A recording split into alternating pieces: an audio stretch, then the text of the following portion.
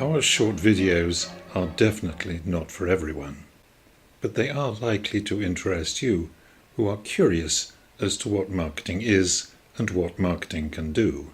They should make things clearer for you who are confused about marketing, and they may correct some misconceptions for those who suspect they are victims of accidental misinformation or conscious disinformation as to what lies at the heart of marketing. If you do feel curious, confused, or even misinformed, you are certainly not alone. I, for one, have certainly been there.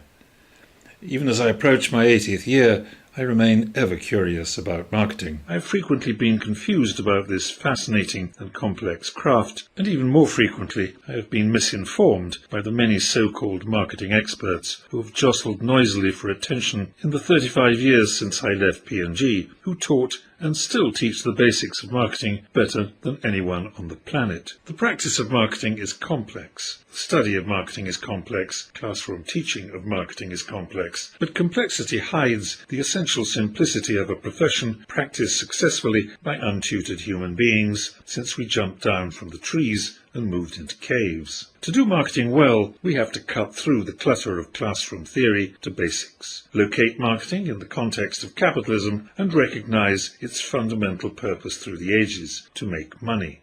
Think of our short classes as a bridge from theory to practice, from classroom to capitalism.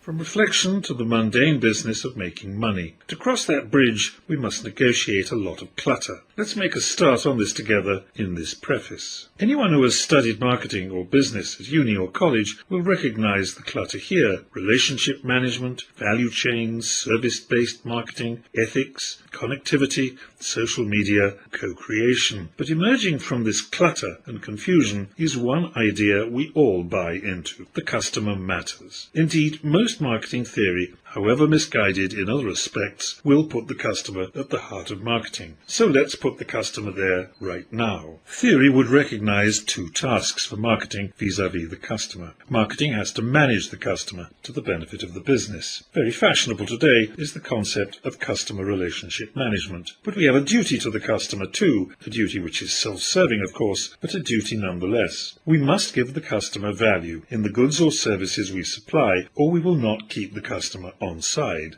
That's bad for the customer and bad for business too. All this keeps theory pretty busy until the new century. But from 2003, there's a new theory in town and a new task for marketers. Since Professor Peter Doyle wrote his widely praised book, Value-Based Marketing, and Professor Malcolm MacDonald followed it up with Marketing Value Metrics, marketing has a new mission: to deliver value to shareholders. Is this a new dimension or a very old one dressed up in new clothes? No matter. We marketers have to deliver value to customers and deliver value to shareholders all at the same time. And are we up to it? Well, don't look to the experts for the answer to this one. The gurus haven't quite come to grips with it. Wrestling hard, but they haven't quite arrived, especially for small business. Well, we have. Take a stroll with us through the chaos and we will find a way. The secret rests at the heart of marketing, where it rests today, where it has always rested, and where it will probably rest forever. At the heart of marketing is, and will always be, a brand. It is a brand, and only a brand, which allows marketing to do its matchless work as a toolkit. It is in a brand that value is created, built, and stored. Value for customers,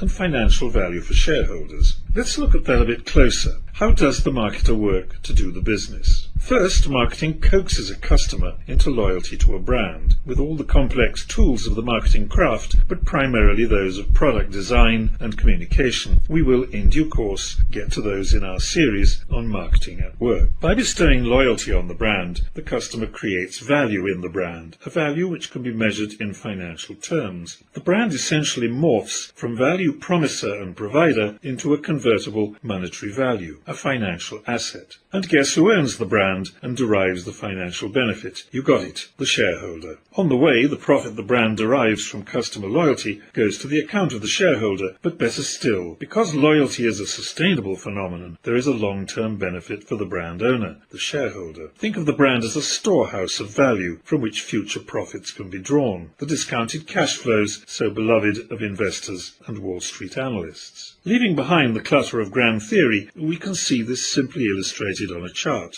How does value for customers translate into value for shareholders? What is the secret weapon, the link, the black hole? The brand offers value to customers, which is rewarded with loyalty and translates into financial value for the shareholder, stored in the brand as an expectation of future profits. Putting the brand at the heart of marketing's activities bridges the divide between marketing theory and marketing practice, where capitalism rules. Asset growth is the heart and soul of capitalism, and marketing is at the heart of asset growth, brand asset growth. All of this we will visit on our journey back to the heart of marketing. Come with us. Turn your back on confusion and misinformation. Let's go do marketing effectively.